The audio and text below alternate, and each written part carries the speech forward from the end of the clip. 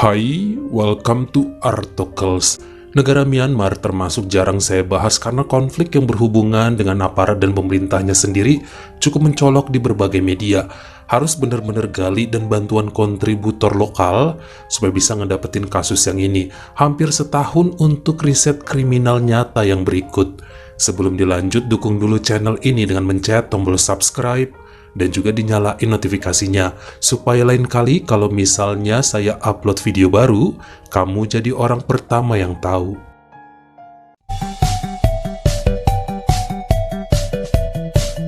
Saya kenalkan dulu dengan seorang wanita tua namun sangat cantik bernama Nayei. Lahir tahun 1955 dan sudah memiliki putri semata wayang yang dulunya kawin lari dengan seorang pria karena tidak mendapat restunya. Perempuan ini janda tapi pinter cari uang. Meski tinggal sendirian di kota Yangon, negara Myanmar, Nayei punya dua toko. Yang satu untuk usaha penjualan perlengkapan rumah tangga, dan satunya adalah toko roti serta kue. Memiliki beberapa karyawan dan juga menjalani kehidupan sosialita dengan tetap menerapkan pola hidup sehat serta hemat. Beberapa kali sebenarnya dia hampir menikah lagi sejak ditinggalkan suami pada tahun 2003. Namun ada aja alasan batal kawin, sebagian besar berhubungan dengan keuangan, banyak yang ngejar hartanya doang ternyata.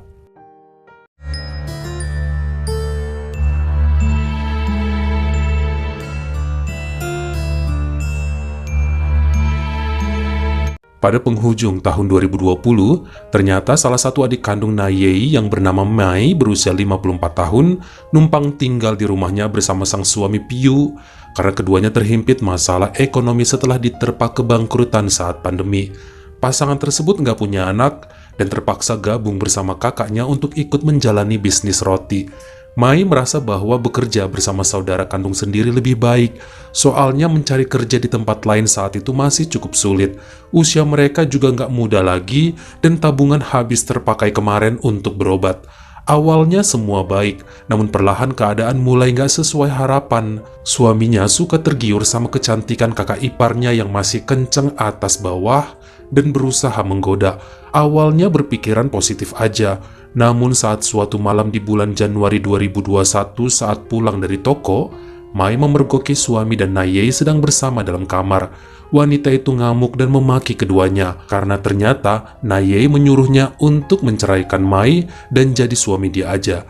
Tapi karena berbagai pertimbangan akhirnya lelaki itu lebih memilih istrinya. Sempet ya, hal ini membuat Nayei ngamuk, terkhusus karena kemudian Piyu dan Mai kembali akur. Dia kejar ke kota Naypyidaw dan meminta ganti rugi atas pengeluaran mereka selama beberapa waktu lalu saat numpang di rumahnya. Anggota keluarga lain mencoba untuk menengahi perseteruan tersebut. Apalagi ternyata kemarin-marin Mai sempat meminjam uang untuk bayar utang pada tetangga lamanya. Cukup besar jumlahnya, tapi akhirnya diikhlasin oleh Nayei atas permintaan pamannya dan dia kembali menjalani kehidupan normal di kota Yangon.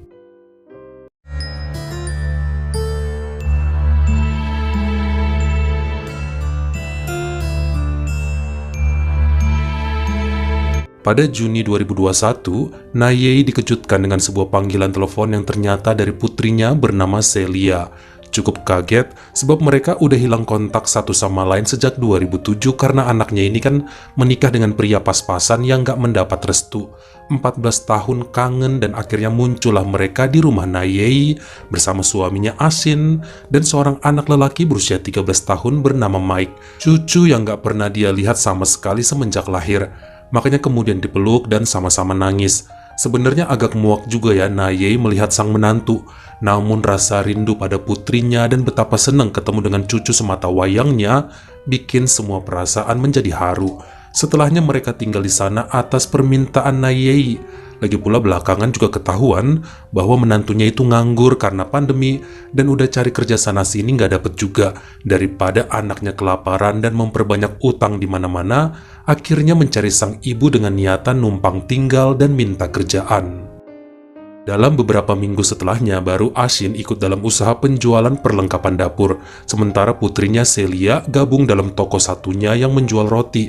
Masih belajar sih pelan-pelan, dan Nayei mulai menyukai keberadaan mereka, supaya nggak sepi juga rumah, soalnya sekarang ada cucunya yang bisa menemani setiap saat. Mike mulai disekolahkan di yayasan berkembang dan neneknya yang nganter kemana-mana. Nayei senang dengan kegiatan barunya ngurus cucu, ngebet banget mau ngedaftarin ini itu, beliin baju dan sepatu olahraga, super semangat pokoknya. Wajar kali ya, namanya juga darah daging sendiri. Sampai-sampai pada bulan Agustus 2021 atas permintaan Mike, Nayei mencarikan sebuah sekolah bela diri dengan bertanya-tanya pada temannya. Ketemulah sebuah klub martial arts yang juga punya komunitas untuk anak-anak dan remaja bernama Tiger Karate Club. Disinilah kemudian didaftarkan dan Mike mengikuti kursus ini setiap hari Selasa serta Sabtu. Diantar dan dijemput oleh neneknya yang senang banget tiap datang ke sana. Hingga kemudian wanita itu kenal dengan guru bela diri cucunya yang bernama Arlon berusia 32 tahun. Suka ngobrol dan menjadi akrab. Bahkan dalam beberapa kesempatan sepulang latihan, mereka suka ngopi bareng di kafe yang berada dekat dengan klub tersebut. Inilah yang membuat hubungan akur, kompak, dan erat hingga bertukar nomor handphone pun terjadi dan sesekali dicek juga oleh Nayei meskipun dia tahu bahwa si guru karate udah nikah dan punya anak balita. Istilahnya papa muda, tapi namanya juga klien ya harus diladenin sejauh nggak ada hal yang aneh-aneh. Namanya juga wanita yang lama kesepian. Entah mengapa tiap hari malahan Nayei merasa hatinya nggak bisa jauh dan otaknya nggak sanggup berhenti mikirin Arlon, si guru karate tampan dengan bodi berotot. Tipe Nayei banget. Dulu suaminya kan kurus, boro-boro ada ototnya, disuruh lari aja udah ngos-ngosan. Tapi saat muda kan Nayei itu dijodohkan, jadi nggak bisa deh dia nyari cowok berotot kayak Arlo. Gak usah disesali, waktu mustahil diputar. Yang pasti sekarang dia bisa aja memiliki pria tersebut hanya dengan iming-iming uang. Kenapa bisa begitu? Karena lama-kelamaan ternyata Arlo suka minjem duit dengan alasan kebutuhan bayi dan istri. Gajinya mengajar nggak cukup besar, sementara pengeluaran rumah tangga makin hari terus saja meningkat. Makanya saat Nayei menawari untuk menjadi pria pemuas hasratnya, mau aja lelaki tersebut dengan perjanjian per bulan itu digaji sebesar 1 juta kyat atau hampir 8 juta rupiah. Bahkan setelahnya wanita itu menyewa salah satu unit di D17 apartemen yang biasa digunakan oleh Nayei dan Arlon untuk memadu kasih. Memasuki pertengahan September 2021, ternyata Arlon meminta gaji bulanannya dinaikkan 2 kali lipat. Namun Nayei justru menolak dengan mengatakan mulai bosan dan bisa kok cari lelaki lainnya. Jadi mendingan tetap harga segitu atau udahan aja semuanya. Hal ini menjadi bahan pikiran Arlon. Dia mulai kesal dengan ancaman seperti itu, sementara di lain pihak kepengen supaya upahnya bertambah. Makanya beberapa hari kemudian, lelaki tersebut berkencan sama seorang tante lain untuk nambah pemasukan dia, tapi cuma sebentar. Dia sempat ya berbohong pada Nayei dengan mengatakan bahwa ada wanita kaya yang mau melihara dia dengan upah yang besar. Jadi kalau gajinya nggak dinaikkan 2 kali lipat, bakalan putus aja mereka. Tapi sekali lagi, Nayei nolak dan nyuruh, silahkan kalau ada yang mau melihara pemalas seperti kamu. Saya bisa cari yang lebih gagah dan muda dengan harga yang sama. Malahan Arlon mengalah dan minta-minta maaf. Mau tetap jadi simpanan Nayei, gaji segitu juga nggak apa-apalah katanya. Makanya tetap aja dilayani semua kepuasan nenek satu cucu tersebut sesuai permintaannya. Pada Sabtu 2 Oktober 2021, ada seorang wanita bernama Hini mendatangi rumah Nayei dan sempat bertemu sama cucunya Mike. Akhirnya jumpa dengan neneknya dan Hini mengaku sebagai istri Arlon, pria peliharaan Nayei. Dia ngamuk dan mengaku kecewa dengan perbuatan keduanya. Hini sempat menangis terkhusus saat cerita bahwa punya history chat antara suaminya dengan nenek tersebut. Makanya kemudian mengancam mau cerita kepada anak, menantu, dan semua teman Nayei atas hubungan rahasia itu selama ini. Katanya karena dia sakit hati, namun semua bisa aja diurungkan apabila nenek tersebut mau membayar uang ganti rugi atas luka kecemburuannya. Hini meminta uang sebesar 20 juta kyat atau hampir 150 juta rupiah agar tutup mulut dan sebagai pengganti rasa sakit hati yang disebabkan oleh Nayei. Permintaannya nggak langsung diberikan saat itu karena bilangnya masih mikir dan bakal ngumpulin duit dulu. Namun setelah Hini pulang, seperti ada yang nggak bener, yakin bahwa semua merupakan persekongkolan dengan si Arlon. Soalnya emang pada mata duitan sih, makanya beberapa hari setelahnya, tetap aja Hini di-reject setiap kali nelpon. Chat serta SMS-nya juga nggak pernah digubris oleh Nayei. Mungkin inilah yang kemudian membuat Nayei juga menolak semua telepon dan ajakan ketemu dari Arlon. Nganter Mike karate juga nggak pernah turun dari mobil. Dia mulai muak sama kelakuan si guru karate sebab yakin ini rencana dia sama Hini. Nggak takut dengan ancaman mereka dan siap melawan kalau emang ngajak perang. Sampai pada Kamis 14 Oktober 2021, dengan nekat ternyata Arlon mendatangi kediaman Nayei karena udah hampir 2 minggu nggak muncul-muncul di apartemen seperti biasa. Lelaki itu minta jatah uang dia. Bulan Oktober belum dapat sepeser pun katanya. Namun ditolak sama wanita itu yang bilang udah kelar hubungan mereka. Toh selama Oktober juga nggak pernah dilayanin apa-apa. Jadi wajar aja nggak dibayar. Namun sekali lagi Arlon melawan dan nggak mau tahu. Perjanjiannya adalah tetap dibayar bulanan, baik itu berhubungan badan atau tidak. Perdebatan makin hebat saat diceritakan tentang istri Arlon yang datang buat minta uang. Bersikeras pria itu bilang gak tahu apa-apa tentang maksud kedatangan Hini ke rumah Nayei kemarin. Semakin dahsyat berantem mereka sampai putrinya Celia dan cucu Mike muncul. Akhirnya dia suruh Arlon pergi. Besok ketemu di apartemen katanya. Beneran datang juga keesokan harinya dan Arlon justru muncul bersama Hini. Mereka ngancem-ngancem akan cerita pada semua kerabat, klien, keluarga, dan teman dekat Nayei mengenai hubungan dengan lelaki itu selama ini. Namun Nayei justru mengancam balik akan mengadukan pada semua orang di klub Tiger Karate tentang kelakuannya. Biar sama-sama malu gak apa-apa, karena sampai kapanpun gak bakal dibayar uang yang mereka minta. Enak aja 150 juta rupiah. Nayei sangat yakin kalau dikasih itu duitnya, besok-besok akan diminta lagi dengan ancaman yang sama. Ini yang kemudian membuat pasangan itu naik pitam dan menyerang Nayei menggunakan kursi kayu dan bogem mentah. Namun yang gak disadari oleh mereka, tadi Bu Nayei datang ke sana bersama putri dan cucunya, tapi disuruh tunggu di mobil.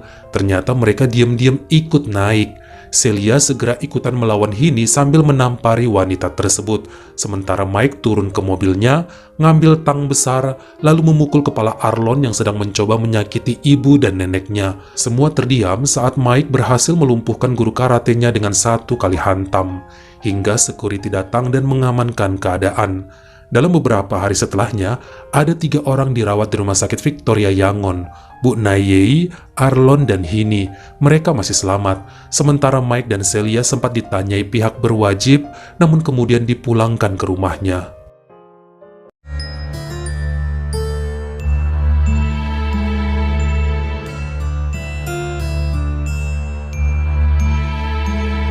Kejadian ini emang puncak ya dari emosi semua orang, termasuk Nayei yang merasa ada yang gak bener nih sama Arlon. Menurut keterangan yang dikumpulkan polisi, wanita tersebut ngaku perhiasan serta uangnya sering diambil lelaki itu tiap kali mereka kelar bermesraan.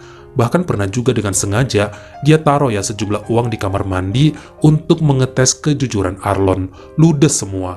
Makanya udah muak meskipun masih kepengen diladenin hasratnya karena merasa bahwa permainan ranjang yang dilakoni oleh guru karate ini sangat luar biasa.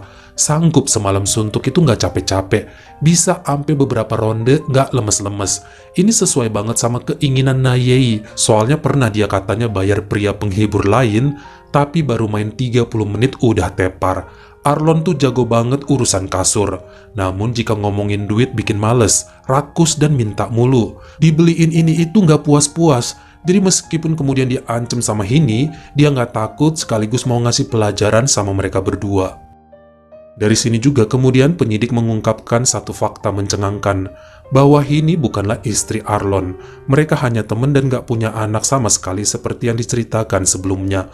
Mereka adalah duo penipu yang suka menguras, mengancam, dan juga ngerjain para korbannya dengan iming-iming asmara dan pemuasan hasrat. Kemudian mulai meminta uang dengan ancaman menyebar foto dan kisah ranjang kepada keluarga serta kerabat korban. Jadi bukan hanya Nayei aja yang sudah dikerjain Arlon. Ada beberapa wanita tua lain yang memiliki uang namun kesepian menjadi mangsanya. Di lain pihak, Hini juga melakukan hal tersebut. Pria-pria tua kaya butuh kepuasan dia kencani, lalu direkam dan digunakan sebagai ancaman untuk menguras uang. Namun entah mengapa, dalam beberapa waktu terakhir, Hini tidak mendapatkan mangsanya. Arlon pun lagi sepi. Cuma Nayei aja yang ada, makanya terus digeruk hartanya buat mereka. Namun kali ini wanita itu melawan dan gak takut sama keduanya. Kata penyidik, Arlon dan Hini udah jadi buronan sejak tahun 2018 di kota Mandalay, tapi nggak dikejar lagi setelah pindah ke Yangon. Terkhusus selama pandemi, makanya Arlon bisa jadi guru karate di kota tersebut. Saat itu Mike sempat ditangani oleh pengacara Alexander Bohus dari Luther Law Firm cabang Myanmar yang juga suka melindungi anak-anak. Menurutnya perbuatan bocah itu hanyalah sebuah bentuk pembelaan. Dia lihat ada Arlon dan Hini yang main kasar kepada neneknya, apalagi sang ibu ikut serta. Bagi Mike yang nggak ngerti harus berbuat apa, mengambil tang dari mobil merupakan tindakan refleks. Tahu yang dihadapi adalah guru karatenya yang jago berantem, harus pakai alat ngelawan. Makanya setelah ambil benda itu, dipukul kepala Arlon dari belakang sampai lelaki itu tepar dan kemudian memanggil petugas keamanan. Cukup hebat sebab hanya 1 kali pukul aja. Sampai pada hasil keputusannya, per hari Senin 4 April 2022 di Pengadilan Tinggi Kota Yangon, hakim membatalkan semua tuduhan dan tuntutan terhadap Mike Chiu karena dia kan golongan minor yang berusaha melindungi nenek serta ibunya. Sementara dalam kasus penipuan, akhirnya Arlon dan Hini dikenakan sanksi atas laporan 4 orang wanita dan mereka berdua dijatuhi hukuman penjara 2 tahun. Juga atas penyerangan terhadap nenek Nayei serta konspirasinya. Sebenarnya sempat ya mau dibawa ke kota Mandalay karena ada 2 korban penipuannya di sana. Namun akhirnya digabungin aja di Yangon. Sementara Nayei juga terlepas dari sanksi perbuatan tercela dan kembali pada keluarganya. Bagaimana menurut kamu? Apakah cukup wajar jika sang cucu Mike memukul guru karatenya 1 kali aja? Apa nggak lebih baik bertubi-tubi biar enak yang ngelihatnya? Kalian komen di bawah. Kalau kamu suka sama video ini, jangan lupa klik like serta tombol share-nya.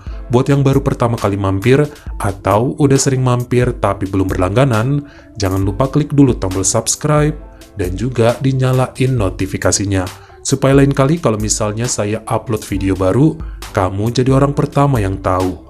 Follow juga Instagram saya jika berkenan di Artokels, S-nya 2, dan jangan lupa untuk nontonin semua video saya yang lainnya. Ingat ya, tetap jaga jari dan juga lidah kita supaya nggak nyakitin hati orang lain. Terima kasih.